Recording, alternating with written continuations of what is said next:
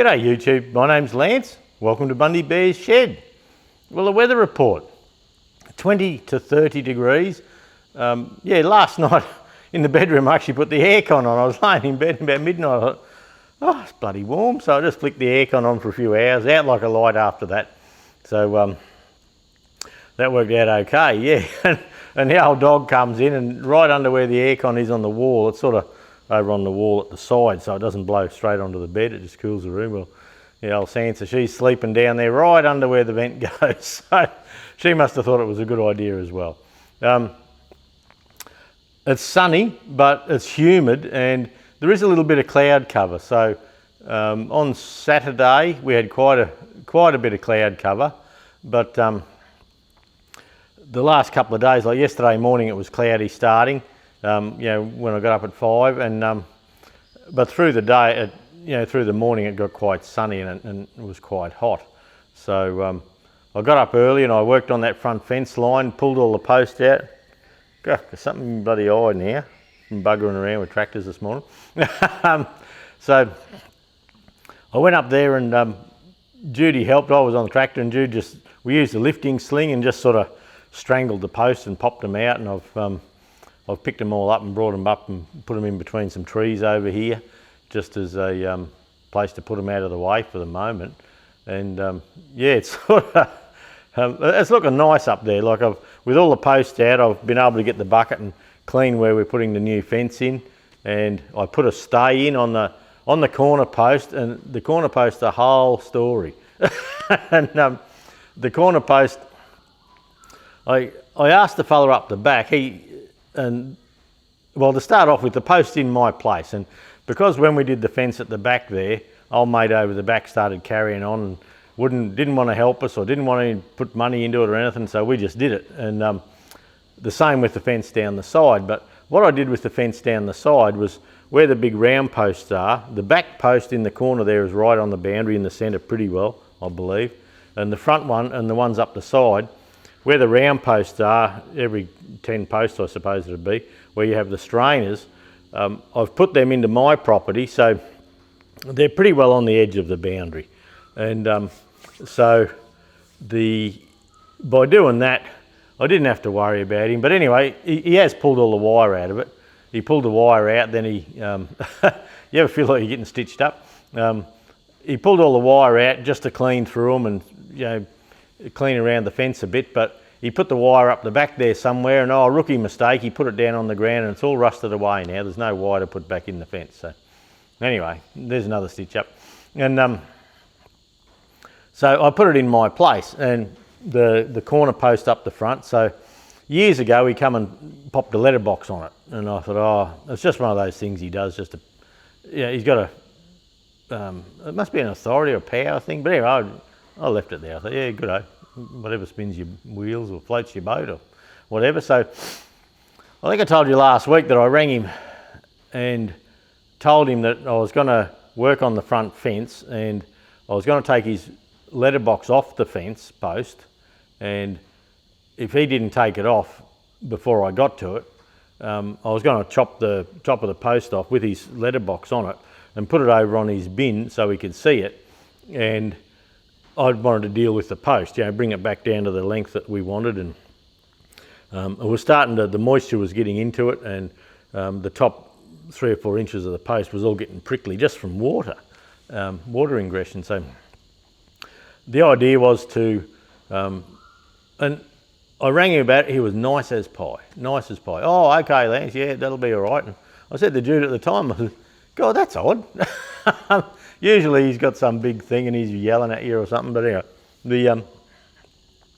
so I put yesterday morning I cut the post off, put his mailbox on his wheelie bin, and then I still had to cut more off the post. Then I put a chamfer on the post, and then I come up the back here and had a 2.4mm gal.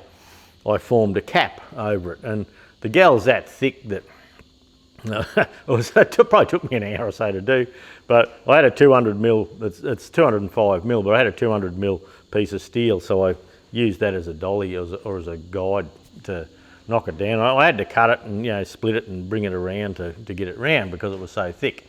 And It was too thick to sort of fold it over on itself. So I went up there, tidied the post up, got it all done, put a bit of white ant spray under the cap and put the cap on and sort of hammered it down to fit as I went. And look, it's not a bad job.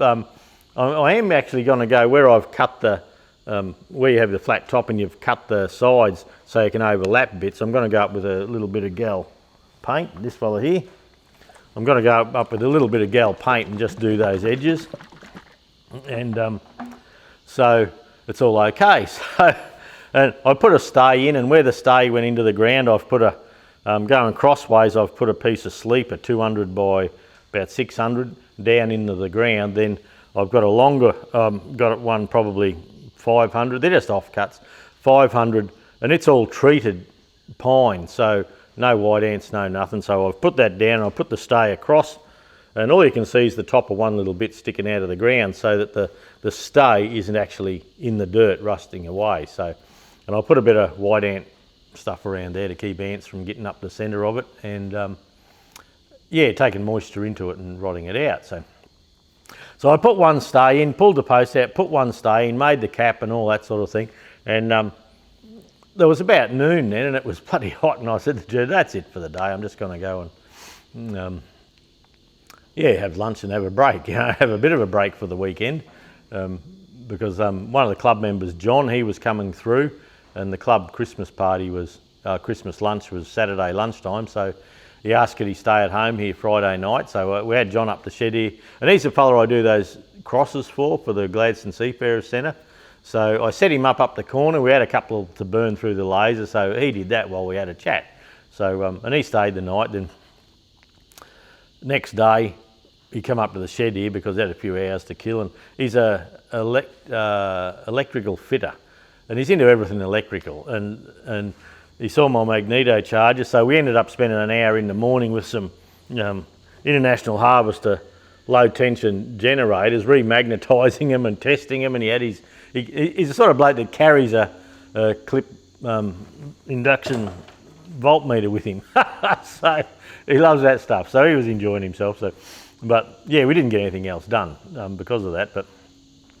But yeah, with the fence there, I thought, oh, I'll come home yesterday and have a rest. Mum was coming over and daughter Adele was there. And I thought, I'll come and have lunch, have a bit of a poppy nap, sneaky snooze. And anyway, I was telling you last week that the fella wanted to borrow me tractor. So where the old mate is over the back, it's like an axe head place, and where the handle is, across the other side there, we're getting it, well, Robin that owns it, he's getting it burnt on the 17th, Saturday the 17th. So he wanted to get some timber out, and he asked to borrow the tractor. And anyway, I thought on it, and I went and had a meeting with him. You know, he was over there with the chainsaw chopping some stuff. So the other afternoon I went and had a yarn to him, and I said, look, Robin, I said, I'm not comfortable with lending you the tractor. It's got a few little idiosyncrasies, and I said, I'm just more comfortable if I don't lend it to you, but to help you out, I'll give you a few hours and I'll hop on the tractor and drive it. So I said, if you want to do the hard work, do the chainsawing and the hooking up the chains and all that, I'll come and give you an afternoon work for free. Apart from, well, I started off, I was going to do it for nothing. Then later on I said, hey Robin, I'm doing up the front gate. I wouldn't mind a couple of round posts. You want to do a deal? I'll help you out for a few hours. And in the bush there, can you supply me 6 round posts for my front gateway? And he said, oh, I'm more than happy to. So that was the deal. So yesterday I just had a shower. I'm sitting there getting ready to watch Landline, and Robin's over there cutting, and he'd left a message on my phone. Any chance we could do it yesterday afternoon? So the poppy nap, it went on the back burner. And yeah, I went over helping Robin, and his daughter Annabelle come up, and we spent quite a few hours up and down the boundary, and some of the timber. And I was talking my tractor up a bit, I suppose, saying, oh, lift this and lift that. Well, we had this one log, and if I didn't have the slasher on the back, the back wheels wouldn't have been on the ground. And I could lift one end, but I couldn't lift both. But so what I ended up doing is just clicking it in 4-wheel drive and just running straight back, and I could drag it nice and evenly, taking the weight, drag it nice and evenly. And so we've got a heap of timber stacked up along old mate up the back here's fence line. So Robin owns a common fence line with old mate up the back here. And so anyway, we're down there, we're way down, there's McCoy's Creek comes down behind us here, and we were way down that end, and old mate's Andrew's house is right across, and I thought, oh, he can't be home, because he's sort of bloke would have to come and pest the shit out of you about something. So anyway, we're going down the gully and getting a couple of timbers, and oh, there's a beautiful ironbark log in there, just a cracker. And so we'd get them out of the gully, and then instead of leaving them in the gully in case we get a bit of wet, I'd with the loader, I'd take them right up the top and put them where it could be dealt with, you know, even if we got bad weather or something. So next thing old mate up the back comes over, and where'd you get that log from? Did that come off my place down the bottom there? And Robin says, no, he says, we're just pulling some of the timber out so we can burn it, and we're not even on your place. And oh, well, I thought that log looked like it'd be out from out of my place, from under my trees there. And he says, it's not. We don't need your logs. We don't want your timber. We're just working on our stuff. Well, what's it doing here? And he said, well, it's good timber. We don't want to burn it. We're just putting it on the fence line so it can be dealt with later. And I told Robin if he wants a hand later on, yeah, to get him up to his house, or yeah, lift him into a trailer, give us a yell. I'll just run across there and give him a lift or something like that. So Robin used to be our farrier for many years, and when we had horses. But so anyway, while old mate was there, he comes up, he doesn't say hello, nothing, just and I said, oh look, we spoke last weekend about your letterbox on the post. I said, I've cut her off this morning, I've put it over on your bin. And he says, well, did you take the post out like you were going to? I said, no, it's a good post. I straightened it up with the loader and I've re-rammed it, and I found the survey peg that he couldn't find, and I didn't know it was there either. And yeah, I said, look, I straightened it with the loader and it's pretty good now, but I said, and he was going to, with his mailbox, he was going to get a star picket and put it up, then another post, and he had all these plans, and I thought, okay, so I mentioned that. Well, he started going off, and he said, well, I'm going to be putting it right back on top of that post. I said, Andrew, look, don't do that. The post's completely on my land. I've just made a nice steel cap for the top of it. I don't want that breached. And put it on the side if you like. No, he'll be putting it right on the top. And I said, well, you spoke the other day about a post. I said, would you like me to give you a fence post? I said, I've got a spare one there. You know, I'll give you a post. You can dig it in next to the post if you like on your side of the boundary and put your letterbox there. He just started yelling, and no, he'll be putting it on the top, and he's going to be drilling through my cap, and there's nothing I can do about it. And I said, oh, look, Andrew, I said, if you put it on top of that post again, I'm going to take it off.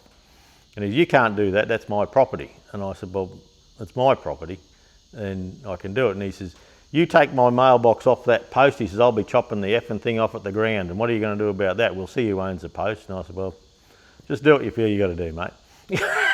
Whatever makes your day. And then he started telling me this story about, like, he got his dog taken off him, and he's telling me the story, the whole thing, he's going to sue the vet and he's going to sue and I don't know, it's got nothing to do with me. I knew he had his dog taken off him, and that was the absolute limit of the knowledge, my knowledge of it, that the police come and took his dog off him.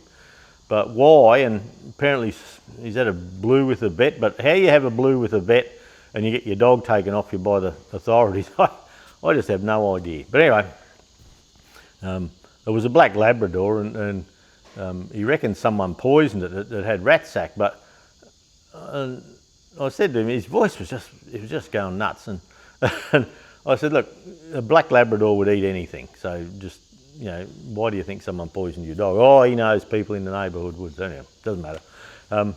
But he was just raising his voice, and Robin and Annabelle, they just walked away to sharpen the chainsaw and that. So I said, look, I'm over here. I told Robin I'd help him for the afternoon. I'm going to help him. And so I started driving away, and he said, you stop right there. I haven't finished now. I'll be chopping that post down. And he was just threatening, and yeah, very aggressive manner threatening me. And I was like, all right, and off I went. And so anyway, I said to Jude, oh, this is going to be a big hoo-ha. And apparently the same story about his dog. He's told Robin and Annabelle and told everyone, and he's telling me to go and tell the neighbours because he knows I talk to the neighbours and I'll be gossiping about him. And bloody, I said, well, I can tell them, no worries, because I do talk to them, they're friends. But anyway, I'm not going to.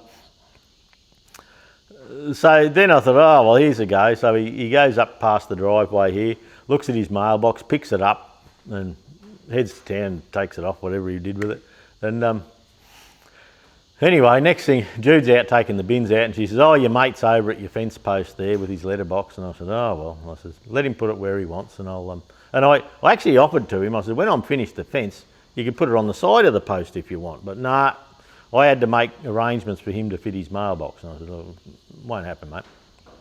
And so anyway, after all the kerfuffle, he's going to drill through it and he's going to chop me post down if I don't let him put his letterbox on the top of the post where he wants to put it, not where I'd like him to put it. He goes and puts it on the side anyway. So there's a big hoo-ha, bloody 3/4 of an hour, half an hour, whatever, and there's phone messages, you know, he's binging me phone. Our home phone doesn't work, and he's always left a message on my home phone, and yeah, what are we doing with this fence line, and just all this bullshit for the day. And so after yelling at me and calling me names and all that sort of thing, yeah, there's a message, oh, Lance, I'd like to know what you're doing with the fence. Can you please contact me? We probably need to do something. I don't know, so I don't know, I'm suspecting mental issues. He just fires up and he's red in the face and he goes right off for a while, and 2 or 3 hours later he puts his letterbox on the side, which was an option I offered. You know, I said I was happy with. I suppose I don't have to offer, but I was happy with it. And yeah, so I'll take you up and show you shortly. I'll take you for a little lap for the end of the stew. But so yeah, just the drama you have. So no shed work there. Then that was Sunday. So yeah, we just didn't have time. Sunday I put aside for looking after the property. And yeah, Saturday with John here. Then Paulie come out on Saturday and he said, that scratch and dirt out the back, he says, what do you reckon we put the blade on the TE20? And he says he'll have a scratch and try and level it out a bit to let it drain, because I'd left a couple of big piles. So off we went to fit the blade to the TE20, and of course the bloody thing wouldn't fit. So I had Cat 2 pins on it, so I had to do a run into the shop, grab Cat 1 pins and put on the blade. And I did a bit of scratching around.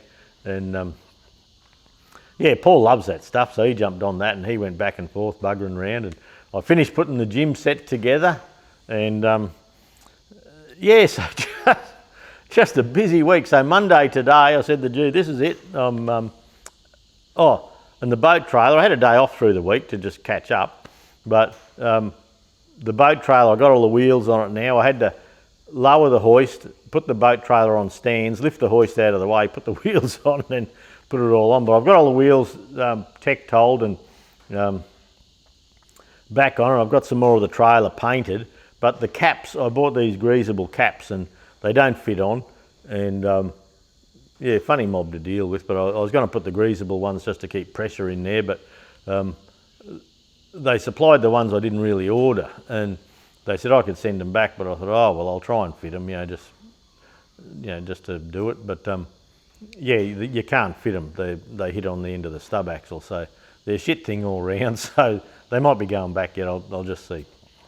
And so yeah, so today I've just been over, I've grabbed a little TEA and I've put it in the front bay here where I can work on it, and there'll be a nice breeze there later in the day. The Zenith knockoff carby up on the bench up in my machine shop, it's in pieces. So we're going to take the camera up there once I finish the stew.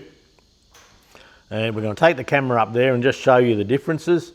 I'm going to assemble it, and we're going to bring it up the back here, take the Zenith 24T off the TEA, and we're going to put the Zenith knockoff carby on.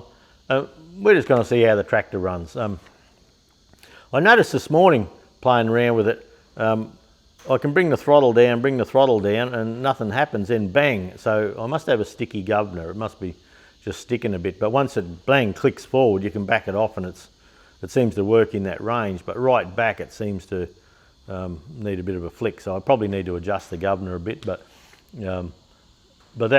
that's a brand new Zenith 24T on that TEA. So and we know the engine's good, like that's the one we did the head and did the pistons, liners, all that sort of thing on. So putting a Chinese knockoff carby on that tractor that we know is good, same thing, compare apples with apples. So that video is going to be filmed today, come hell or high water. I'm not doing anything else. No trailer, no nothing. Let's do that video. So once we've done the stew, I'll take the camera up the front and I'll show you the fence line and what we did out the back and a bit on the trailer and yeah, usual little scratch around. See how we go. So the other thing I'm trying to do today is the Sparex induction tool. I want to set something up in the bench vise here, some old rusty old nut or even a nut on an old stub axle, and just see if I can make the nut glow without the stub axle. Just have a muck around. I've been busting to play with that, but I just can't get to it. So we'll see how we go. But the carby is happening this morning. It definitely is. The needle and seat's a different thread, but on the Sparex Sparex is genuine Zenith, but the original old Zenith, they had a 2mm aluminium washer under the needle and seat, and these ones have got two little fibre washers there. So I think I'm going to put the aluminium one under there, but all in all, look, it doesn't look bad. It might be a good option for people. So we'll just see how we go. So. Yeah, I just look at the mess on the bench. Oh, that's another story. The loader control valve on the John Deere that I showed you leaking last week, and I said, oh, I'll have to give myself some warranty on that.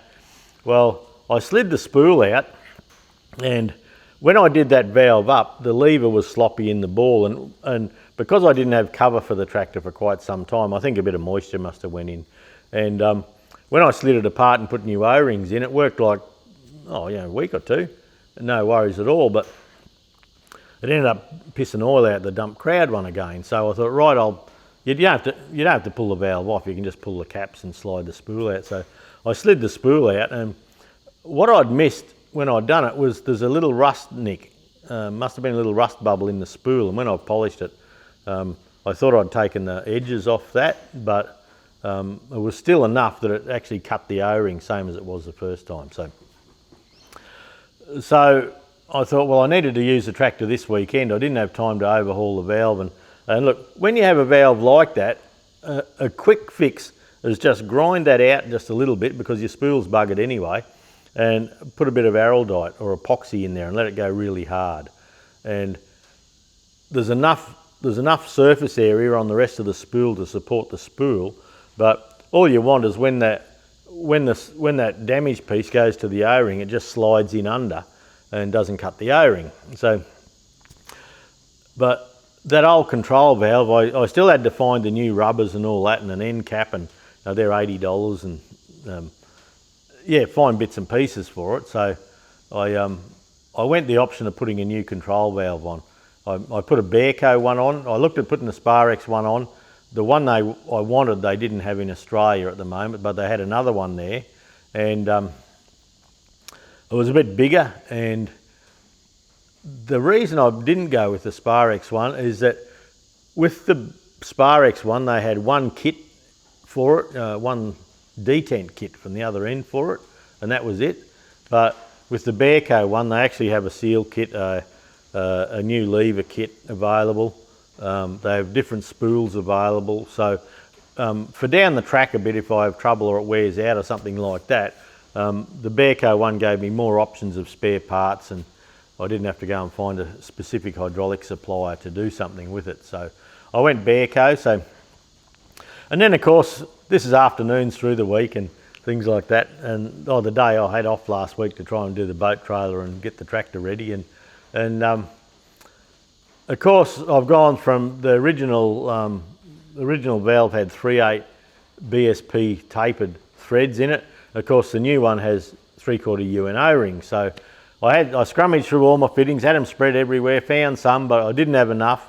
And so I had to get into town, find the fittings that I wanted to join up what I had to get it all plumbed in again. So, and that took a while, just to get things done. Then I had to hop under the tractor and undo the return onto the tranny filter and take the fittings out of that and change that around, because the inlet and outlet were on the opposite side, so with the 90 degree they didn't face the right way. So anyway, it's on there now. I had to drill new mounting brackets. The levers are very close together, and using it yesterday I found it a bit too tight sort of thing, so I'll probably pull the lever off, pop it in here, heat it up and just bend one away.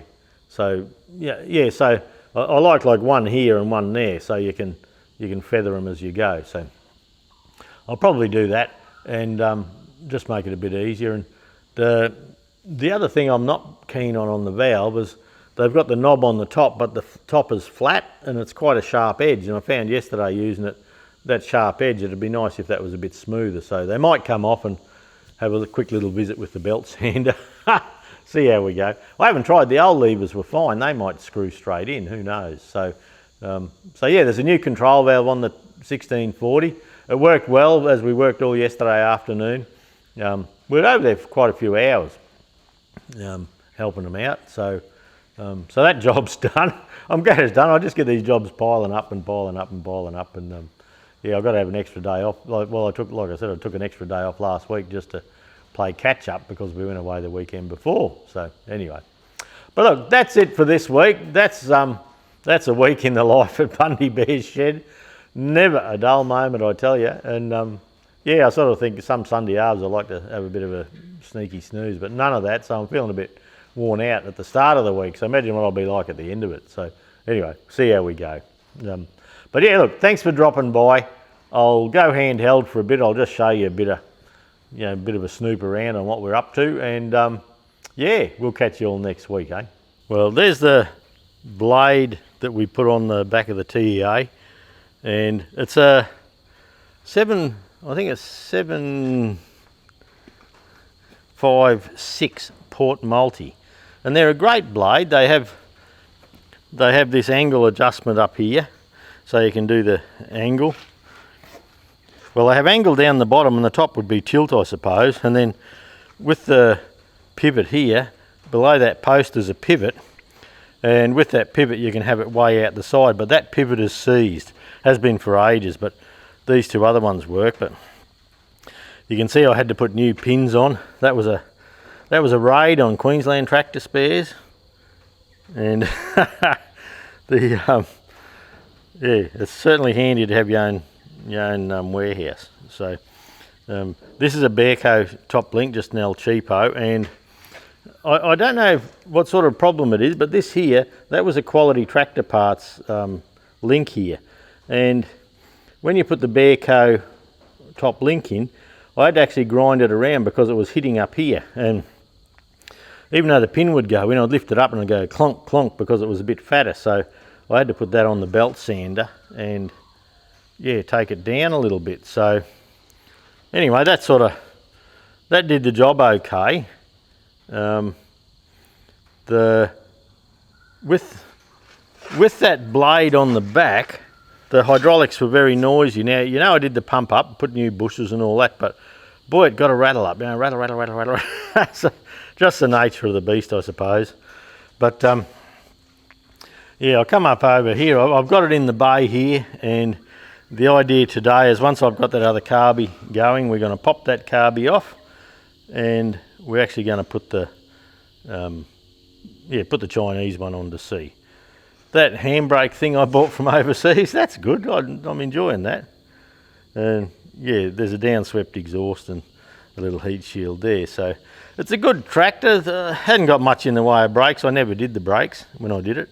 So I never did the gearbox up. I did the front seals and all, but I did the pump and the rock shaft and all that. So yeah, it's in the bay here. So I can't shut the door because I've got it right along the ditch there, so I'll just have to bloody do it today. And there's the boat trailer with the wheels on. You can see all the Tectile, all the anti-rust on there. Now this caliper here, it come from down south. When we go across here, you can see this has a bolt and a stainless steel sleeve so that the brake can centralise. Well, this other one over here, didn't have the bolts or the centralised, so I went and bought some bolts, and I've got a bit of stainless up there, so I will make the slides for this.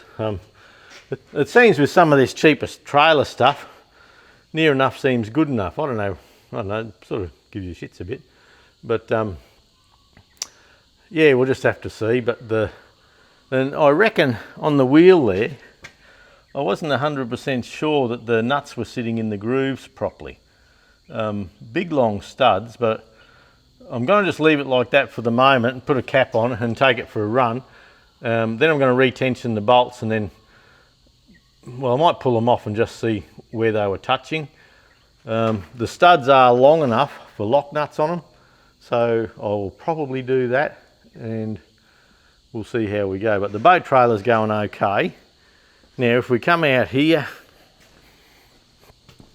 out into the glare, yeah, up there was you know, piles of dirt like that one up there. So up there we've well, Paul did it. He loves ginning around on a little tractor, so he did it. And yeah, so hopefully when we come down the end here, we're looking to drain the dirt, or drain the water. It pools up there, so we're looking to drain that, and we don't know how we're going for levels and that. It looks okay, but we don't know how we're going until it rains. So that's draining way down there past the loading ramp, so I'm hoping we've got it pretty good, and it is just a temporary thing for the moment. We are looking at getting all this done better, a bit of road base and that. So we'll come around to the old Darwin here now. That inner seal is going to be a job very soon. Like, I've had to top it up a few times, so I need to fix that before I wreck something. So I just got to get a few other little jobs out of the way, and there's the new control valve. So the inlet and the outlet are on the opposite side. So this being pressure and a fitting like that, well, that's a swivel fitting, that's no worries at all.